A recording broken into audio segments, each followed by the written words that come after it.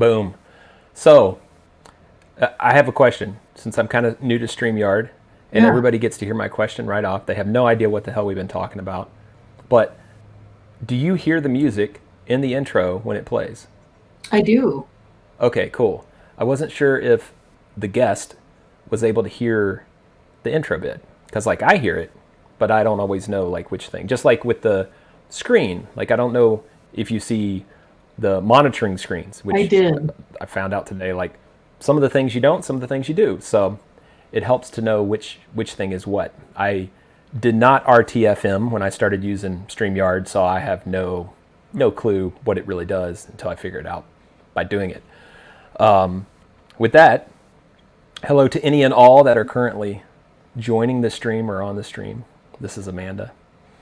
Amanda listens to some fun music and writes some very fascinating code and other plethora of technical things. So if you bounce on, ask questions, interrupt, do all that type of thing, you know how it works. With that, welcome everybody. This is the third session where I've invited someone to come and talk about their dev setup and metal and all that jazz. I've been happy to find out that we're not completely alone in the universe when it Good. comes to code, metal, and related things. It seems to be there is a little bit of a theme among the community that there are some folks like us. So that's Yeah. fun. Happy about that. People with the like death metal logos at work, like, Yeah. that Even you can't read. even going far beyond to Oh, coffee. whoa. Does that say coffee? It's Coava, the Coava shop in Portland. Okay. There, they That's great. it's a weird thing. I don't. It's some sea monster eating the ship too. I finally made it out. I sat and stared at it for a while, and it says Coava in there somewhere, but it's Yeah. really following the death metal mantra of you Can't shouldn't be able read to it. read our logo. Right. So yeah, it works. It works pretty good. It's one of my fave death metal T-shirts. It's not death metal, Yeah, it's so I have a few perfect. of those. Yeah. There's this electronic artist I like. I always say the name wrong, but because I'm not French, the French way to say it is perturbateur or But perturbator. but yeah, but yeah. But he's an electronic musician with a lot of metal overtones. It's Mhm. really industrial and it's amazing. It's incredibly aggressive music. And I went to a show here in Portland, and my friends were like, Amanda, we got to get out of here because his lights were super intense. Um, it was a really aggressive show, but I have a couple of his shirts, and Yeah. they're exactly like death metal shirts. Like, Oh, it's nice. got a bunch of writing you can't read, and then some demonic looking faces. And I'm like, this is great. That's hilarious.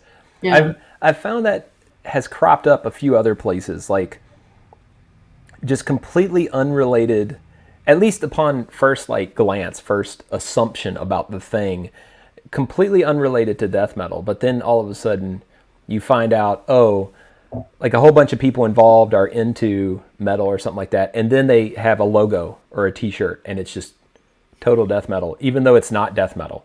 Like Yeah. the coffee thing or whatever. Yeah. And there was somebody came out with something just recently, and I was watching one of her videos, and I guess she's a pop person, like happy pop, right? Yeah. Yeah. But she did this like weird pseudo death metal themed pop song with a little bit of crunchy guitars even. That's cool. But like the imagery, you would think you were watching like one of the heaviest, most brutal songs ever. But then you're sitting there thinking, okay, I'm seeing this and I feel like I should be hearing certain things, but it's a pop song still. Yeah. It throws you a total curveball, but it was fun. I enjoyed it. That's I like funny. seeing the art like crossover into different spaces.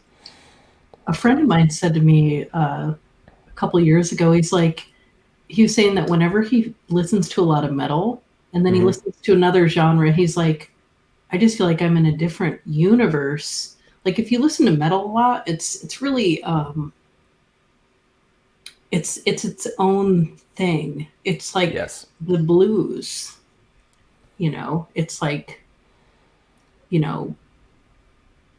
bluegrass or whatever, like a Yeah. very specific genre. And, there's all sorts of different kinds of metal, Yeah. there's Well, that's sub-genres. yeah, like how it tends to pull in, like have its own gravity, Yeah. and sometimes become insular, but also very inclusive in that sense. Yeah. Like one of the things I was just watching, the band still cracks me up, but Alestrom, the pirate metal. Okay. It's like pirate metal. Are you kidding me? But then you listen to it and it's like, oh yeah, it's metal. And Oh they're my dressed God. like pirates and they're playing like pirate party metal. Totally hilarious, totally That's heavy. great. Cracks me up.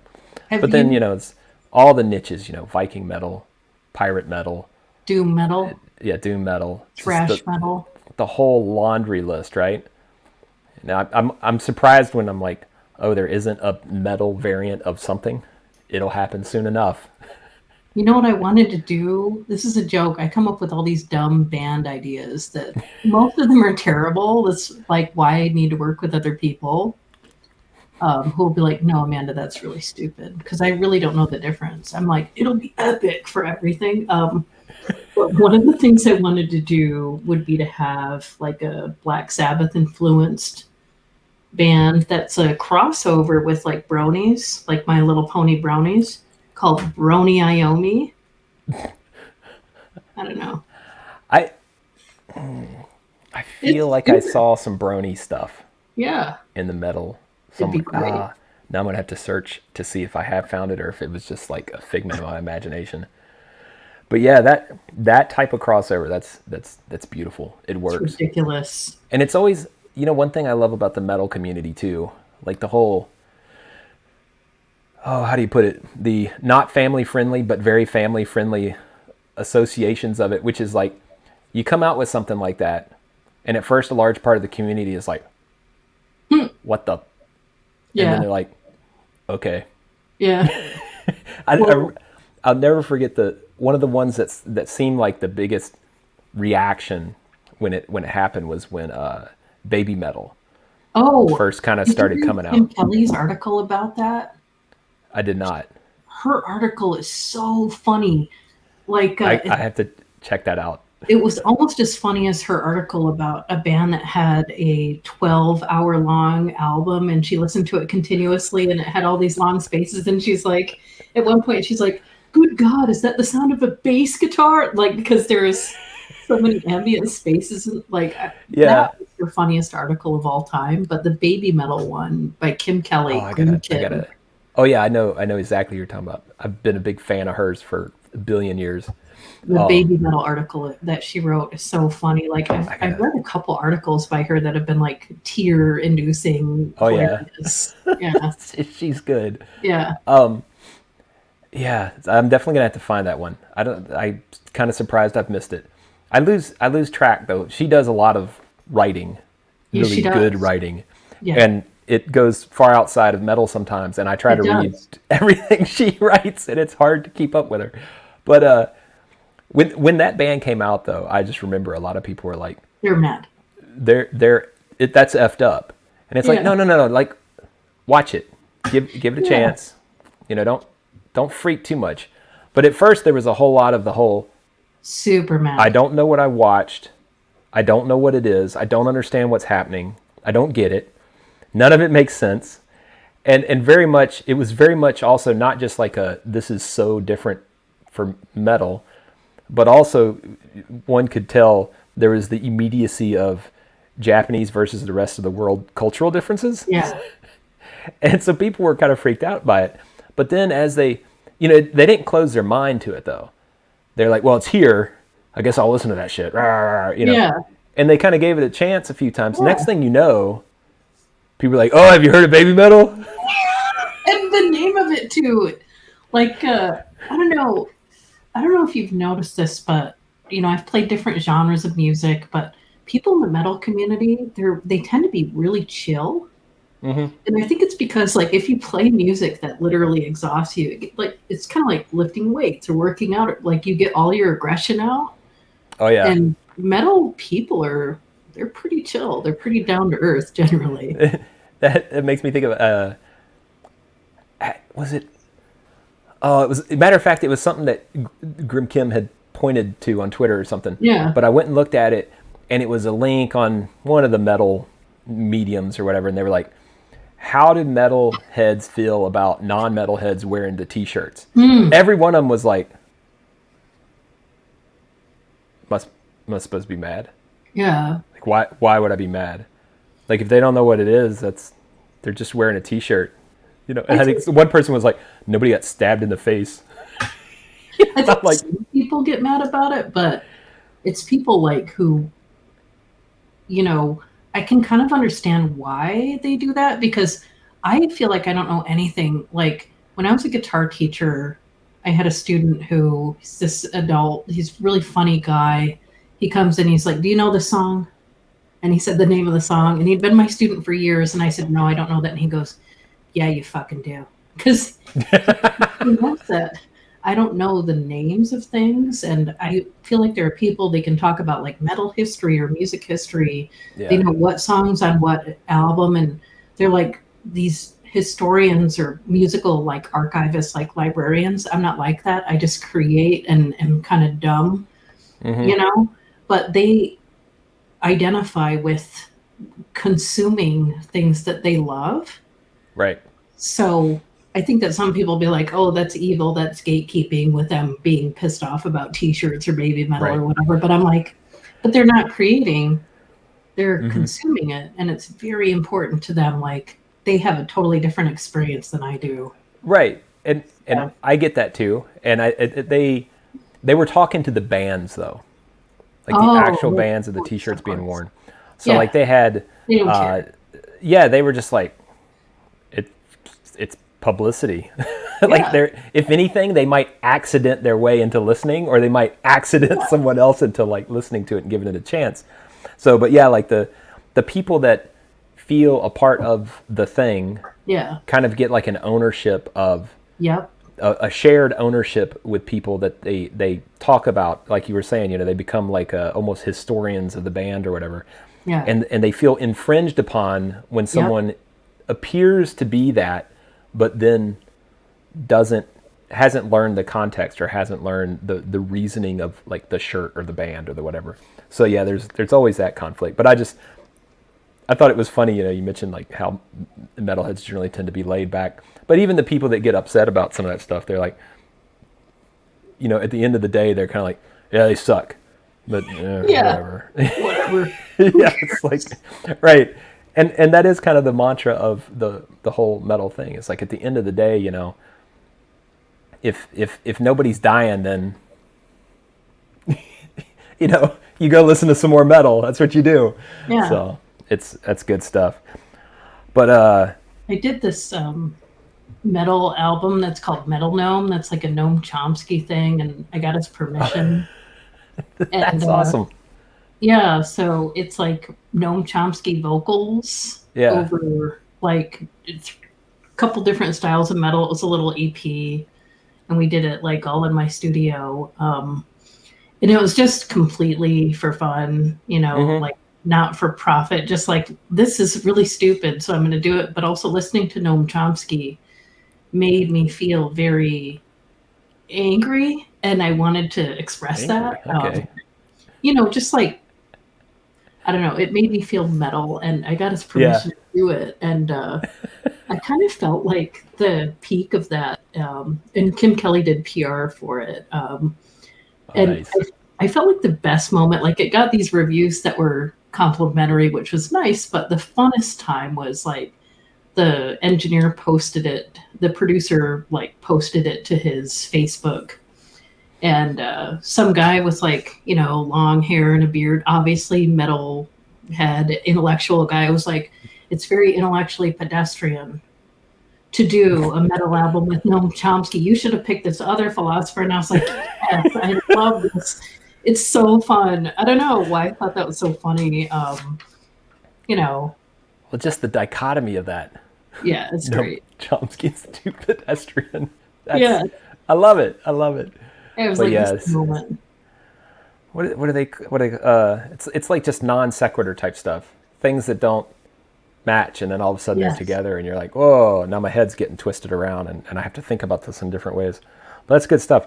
So Yeah. I was going to almost interrupt you a second ago because I was getting extra curious. Behind you, there appears to be things. Of Oh, course, in yeah. this day and age, it could just be a green screen, right? No, But that's my background. nice. So where'd you get that background? So this is a Dave Smith OB6 synthesizer Yeah. in the background. I love this thing. And these are whiteboards I got from a store called Mr. Plywood in Portland for like $15. And I love that place. That's awesome. So they're kind of old and there's a bunch of stuff on there, but I have written on there some music theory stuff because I'm learning Go. And Yeah. I wrote this like little weird algorithm thing. I put it up on my GitHub, and it's a music transposition algorithm to transpose any major key to another key. But the Dave Smith synthesizer, I love it. I love the synth. It's also very complicated. It's like all analog. I sold like a Nord and a Juno 106 to get it and traded them in on Reverb. I have a Moog Little Fatty on the floor next to me that because we're remodeling my music studio right now. So we're like putting all the music equipment in the house. And I was like, let's put it in back of my background and I can turn the lights awesome. on and pretend like I play it. But I love that sentiment. I'll turn the lights on and pretend I play it. I play it sometimes. I'm just you know how it is like having a full-time engineering job. It's very demanding if you do it well, if you are very Yep. passionate about it. And I'll play it sometimes, but you know, and I've got like let's see, is that going the right way? Oh, nice. I've got like a music desk and a couple of music computers there in my basement office here. Very But cool. I don't have the time to create, and also I'm kind of an animal with music. I've played guitar and metal and Yeah. jazz and stuff for so long. I like to plug in a guitar and go and Yep. just play. And this stuff is like really complicated. Like You have to program it, or you you have have to program work at it. Yeah. this technology, and I'm No, like, so literally, so I have multiple offices. It's complicated, but yeah, in one of them, yeah, you see like the head of my bass is often sticking up, right. and people are like, "Is that part of your background or is it real?" And I'm like, "Oh, it's real." Yeah. And just like right now in front of me, I have my Solar 7-string V sitting there looking all You have a vicious at me. 7-string? Yeah, just picked it up about 5 months ago, and it's unbelievably amazing. I love the thing. But I also picked up like a little MIDI keyboard to do Yeah. MIDI programming because it sucks to use a mouse to try to click on MIDI keys and do whatever Yes. UI thing is there. So I'm like, I want a terrible. keyboard where I can just and do that. But even though I got that, the time consumption of programming certain pieces, like if I'm doing some orchestral stuff or something like that, and trying to put it into the appropriate time signatures or whatever, or to mix it in with drums, like programming is a full-time job. It is. Doing music is a full-time job that's going to be 12-hour days. Yeah. Because it's one of those, it's definitely clearly one of those obsessions of love that you Yeah. just have to do. Yeah.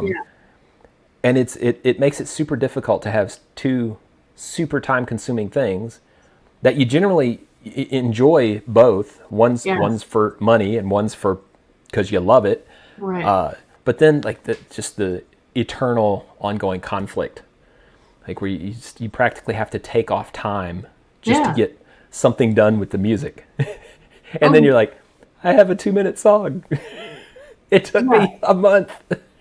And it takes so long, like usually I haven't done this for the past couple of years, but I was in the habit of every Christmas vacation, I would like record like that whole Metal Gnome thing. It happened during a Christmas vacation, like the rhythm section did all their parts. And I That's did all my perfect. parts in like 2 weeks. Like, it's kind of the only time to do it. And I don't have kids. I don't know if you do, but that's like another layer that a lot of people have too. Yes.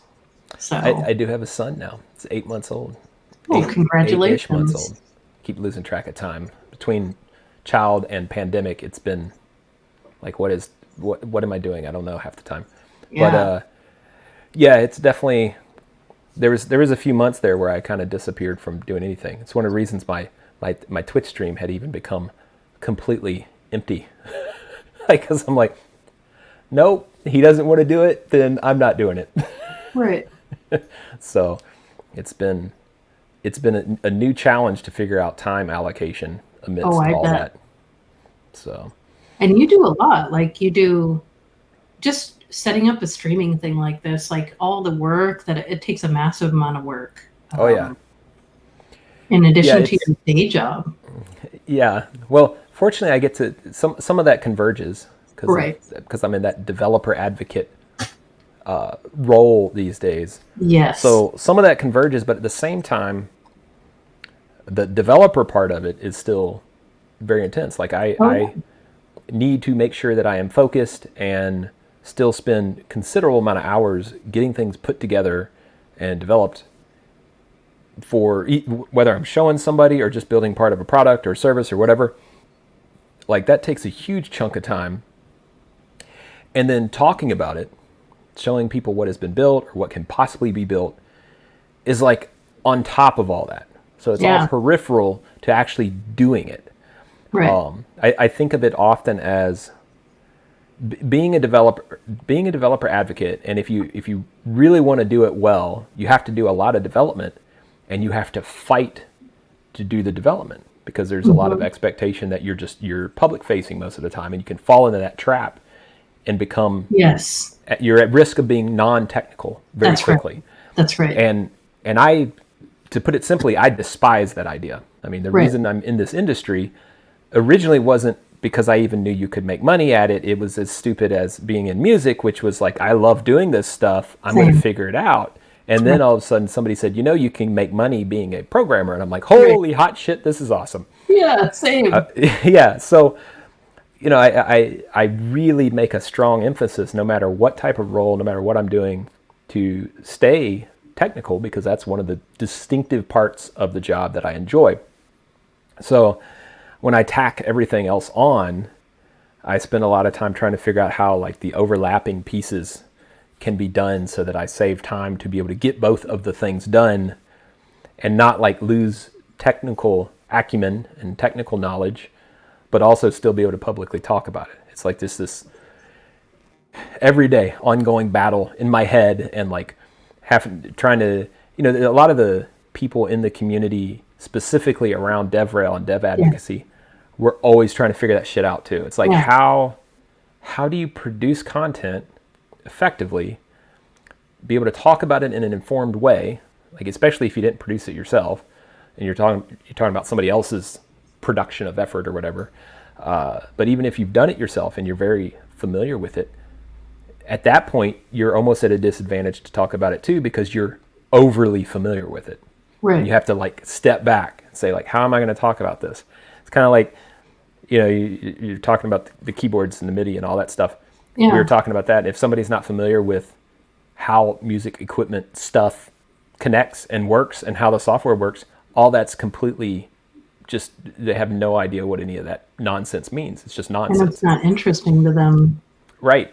because they don't So, have the right context. yep. So like Yeah. developer advocacy, I always feel like it's the job of a developer plus all of this like magical communication stuff amplified or yeah, maybe I should say amplified to 11. That's a very Hmm. metal way to say it. Like you just have to turn up that all the way and figure out how to be effective, but you still need to do all the developer job stuff. Yeah.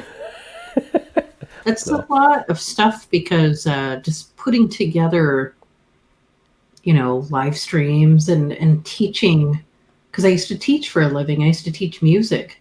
Teaching is a oh, profession. how long It's did you do that? 15 years. Snapples. That's a lot of music teaching. It was. And same as you, I just got obsessed with writing code, and I was like, oh, I'm going to learn how to do this like interactive, pure data thing, and do like the Radiohead Max MSP thing or whatever, and just, oh yeah, oh, you can make money doing this, cool. So yeah, it's you're not just doing the job as a developer working in DevRel of being an engineer and also a public figure, and also you're teaching people how to do things at the same time. It's kind of like 3 jobs. Yeah, it is. It's also crazy. I got to say hello to a whole bunch of people because Let's say hi. Bald Bearded Builder, aka Michael, he has a real name, just hosted our stream. It's a good buddy. I've been a subscriber of his for like 3 years.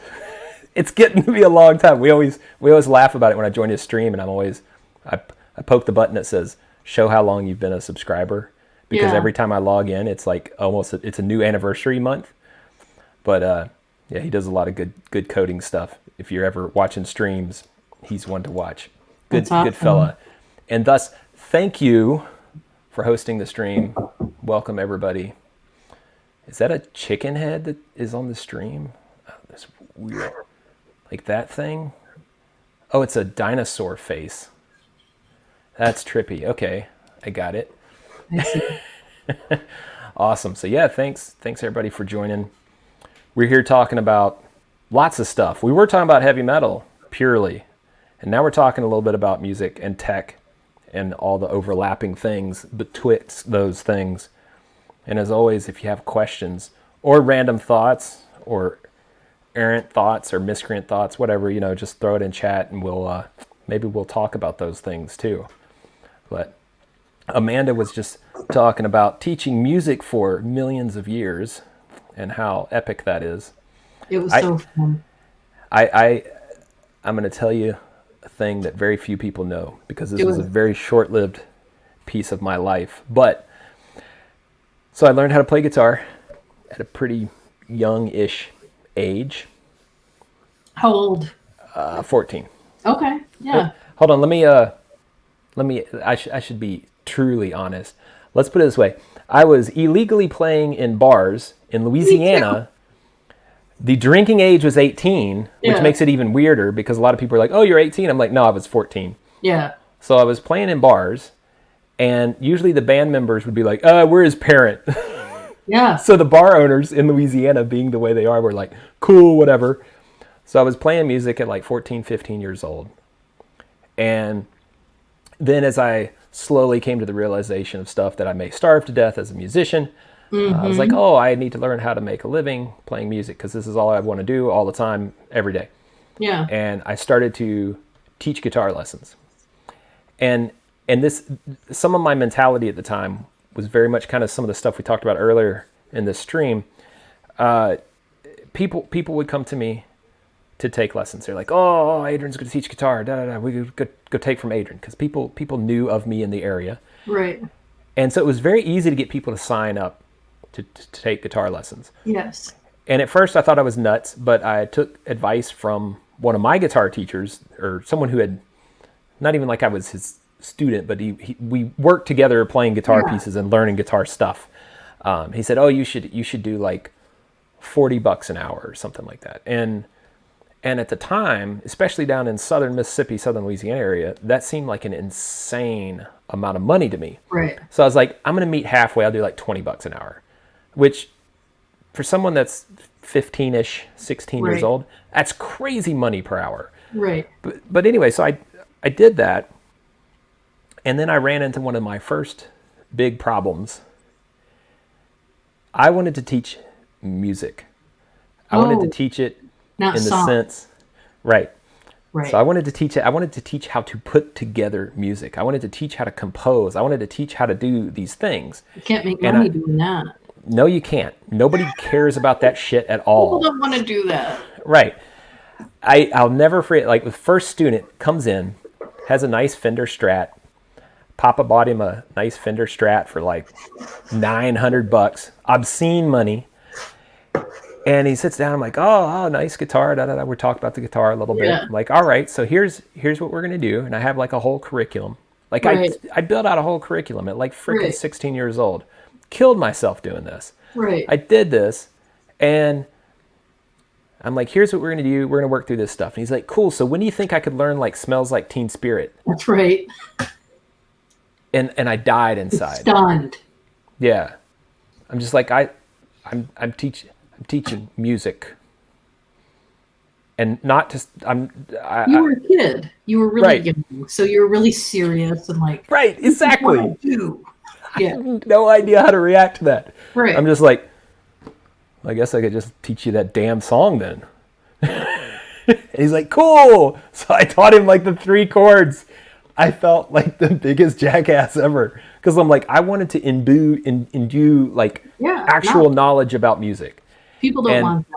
Yeah, they don't want that. They want the little snippets. Right. It's kind of like it almost feels like sometimes like I started teaching programming, and Similar.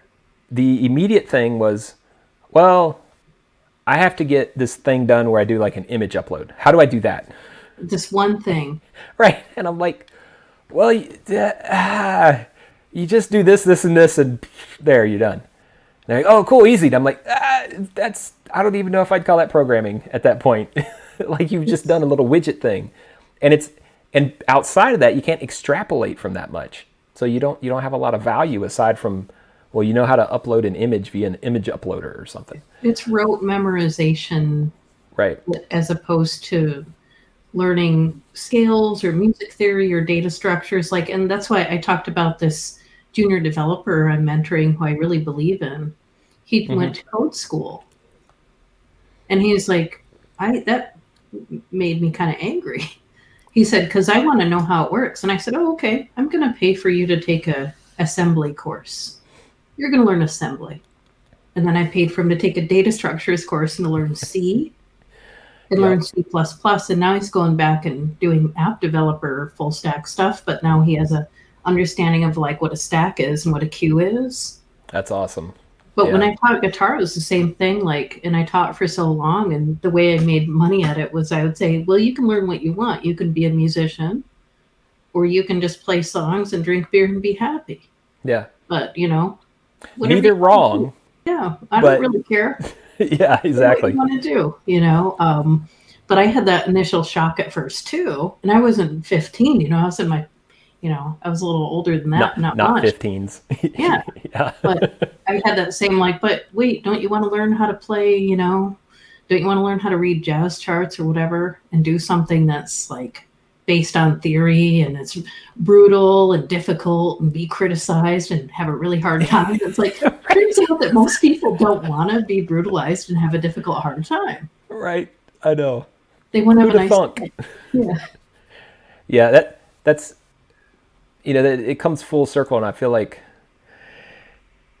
in a lot of those situations, like when I got into something, I got super dedicated to it. Yeah. It's that part of the ADHD where you can actually become super honed in to the point of obsessiveness, but then you master it. And like I do that, and it's like it's almost a disability as much as it is an advantage. Absolutely. If you don't know how to wield it. And like I would do that, and then when other people weren't super interested in it, I'm like, well, what do I do with this now? Like if they ask for it, what part of it are they asking for? And I've had to like really recalculate it in my brain over the years. Like if I know something super well, I have to determine what they're asking for from that.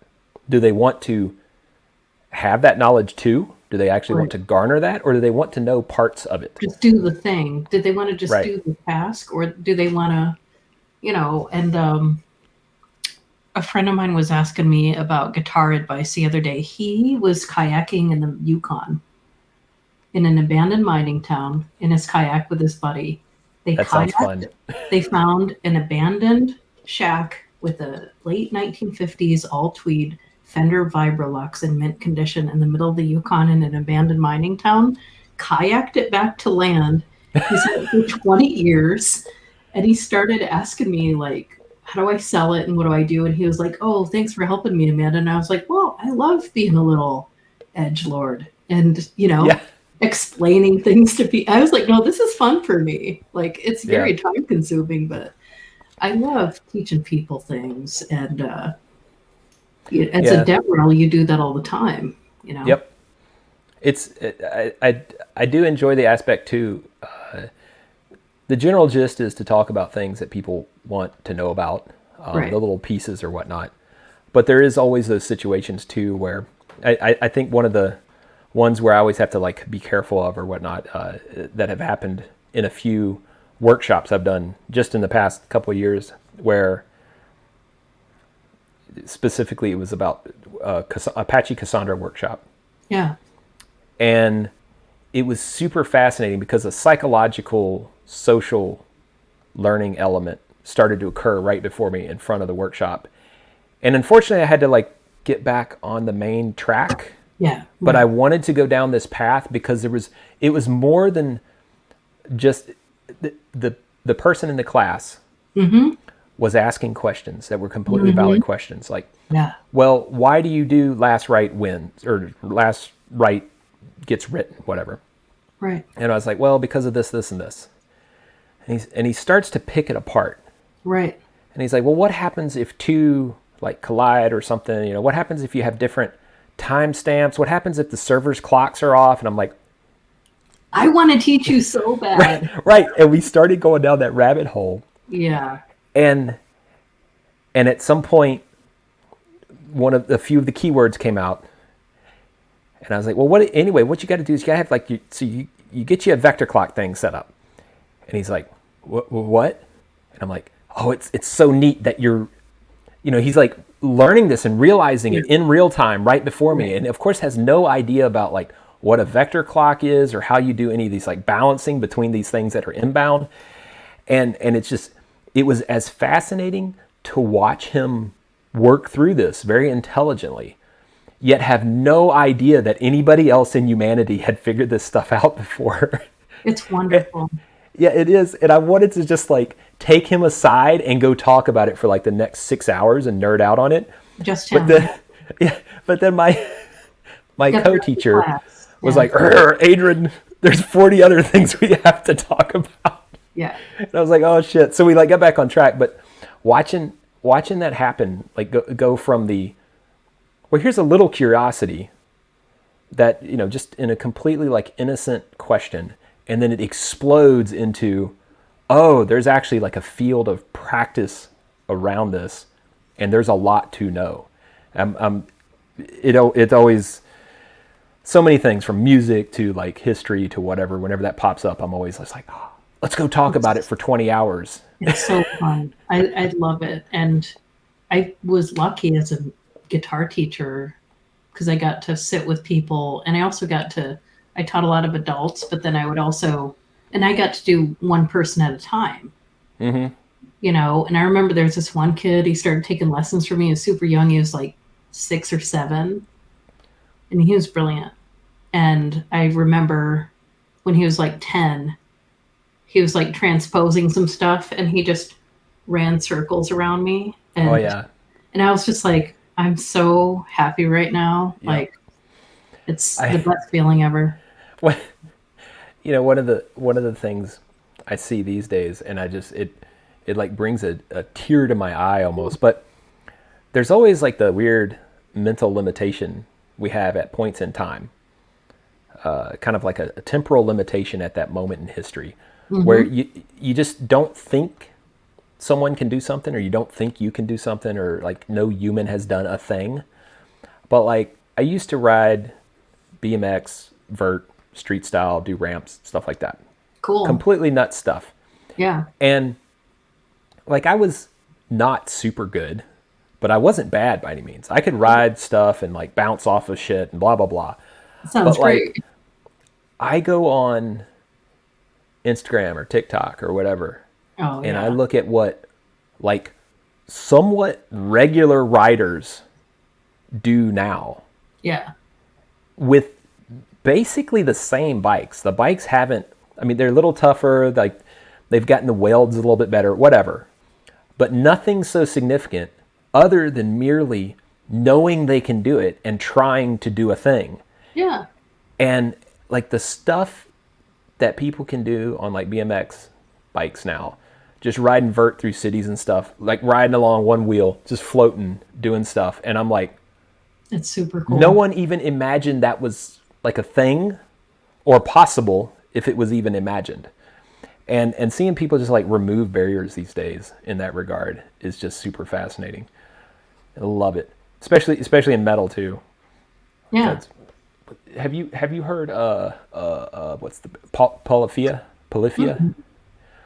So not specifically metal, but still pretty heavy.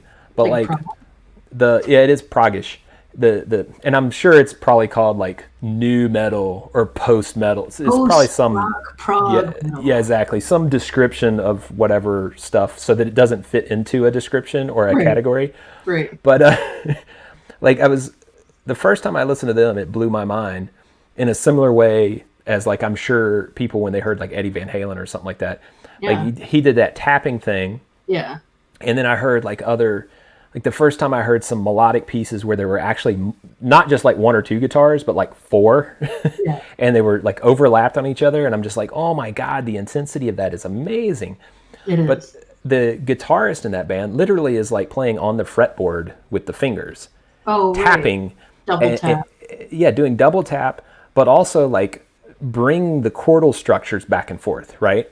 As they tap and moving things around so that like it's almost like having a campo, right? Yeah. And moving that in real time as he's playing. So he's like shifting keys and things. And then with the combination of the drummer and the bass player, it's like this seamless key shift with some minor time modulations. And I'm just like, they did that. No, people have not been doing that. That wasn't a thing. This is not a thing until they did that. Yeah. And I love it whenever I stumble into those scenarios. And all of a sudden it now is like kind of like I see other people just doing the two-handed thing all over the place. Right. And I'm like, that's epic.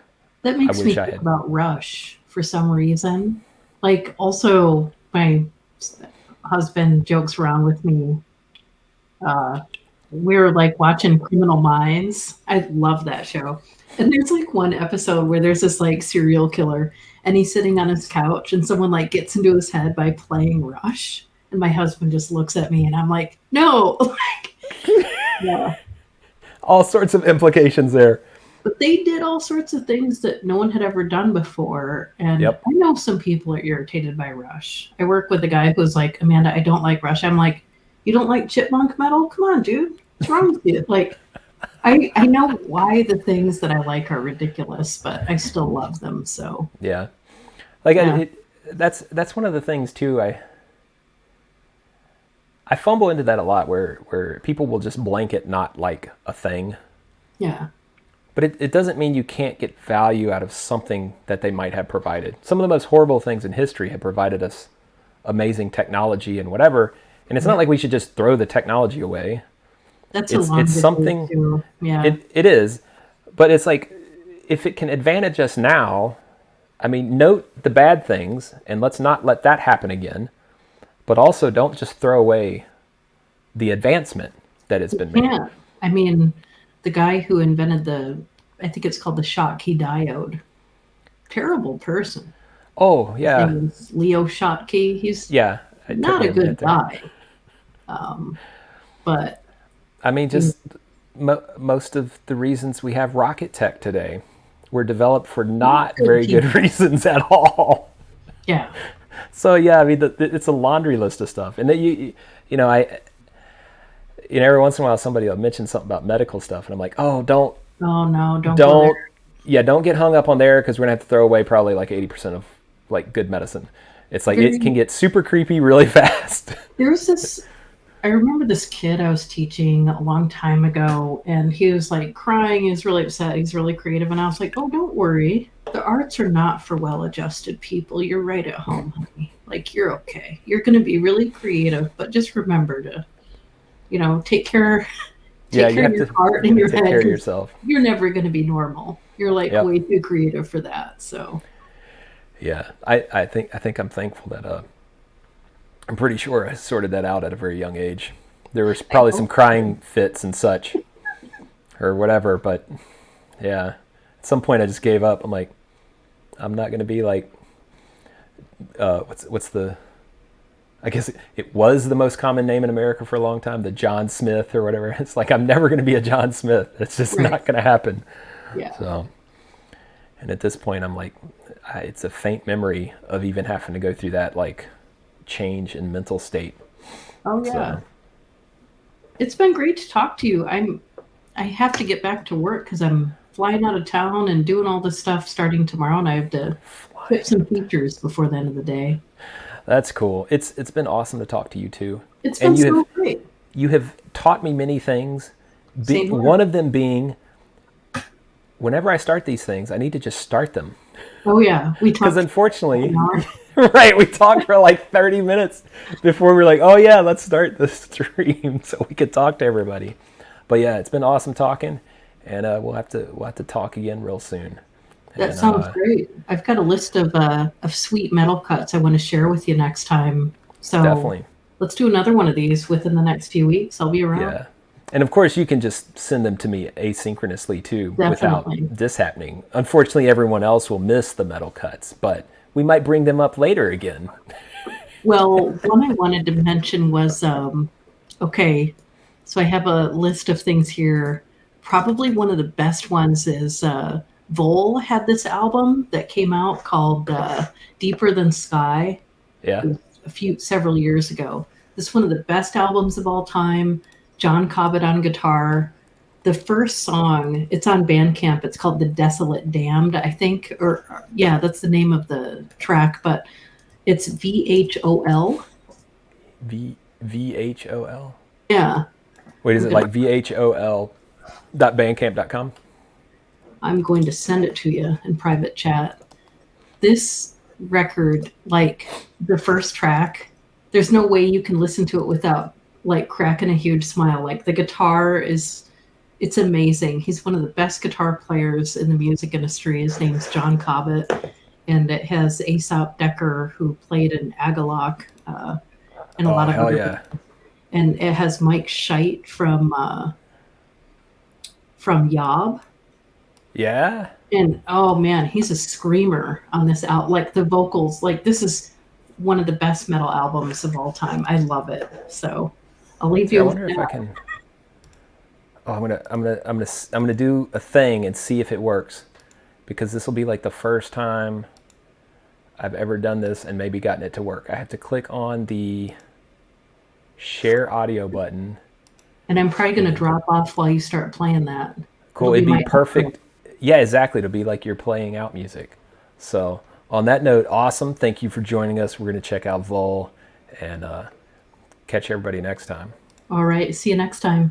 Yeah. Cheers. Bye. Yeah. So you can hear it, right? I can. Awesome. You're gonna I'm love learning it. this StreamYard thing yet. See you next time. Cheerio, Amanda.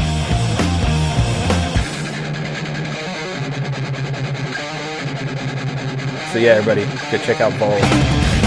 They do kick ass, and we are now proving it.